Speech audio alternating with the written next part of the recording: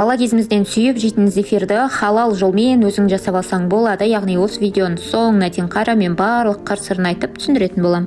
Агардың үстінен су құямыз, қант саламыз, жақсылап араластырып бір шетке алып қоямыз. Агарымыз ісіну керек. Енді бұны біз агарды яғни супермаркеттерден немесе кондитерлік дүкеннен таба аласыздар. Бананның үстінен лимонның соғын құйып, блендермен жақсылап езіп пюре жасаймыз. Жұмыртқамызды сарысынан ажыратып аламыз. Бізге ағы яғни белогы қажет болады.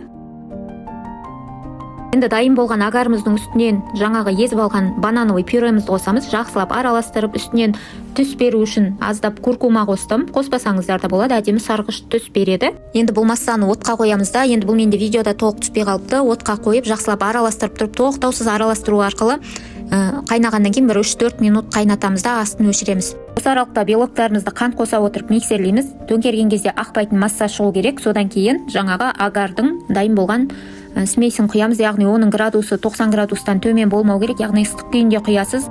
Жылдам жақсылап миксерлеп араластырып аламыз. Бізде осындай плотный масса шығады. Енді кондитерлік қапшықтың көмегімен өзіңіз қалаған формаға келтіріп, осылайша пішім беріп шығамыз. Осымен біздің зефирлеріміз дайын болады. Енді бұны қату үшін комнатный температурада 1,5-2 сағат. Енді әркімнің үйінің ылғалдылығы, температурасы әртүрлі ғой, сол себепті қойып қоямыз. Дайын болған кезде енді қолымызбен түртетін болсақ, қолға жабыспау керек. Сол кезде зефирлеріңіз дайын деген сөз.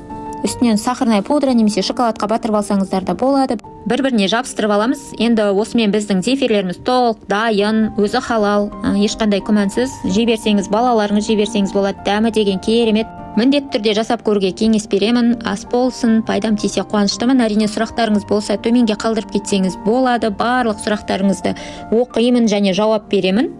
Ұнап жатса лайк басып, комментарий жазып кетіңіз.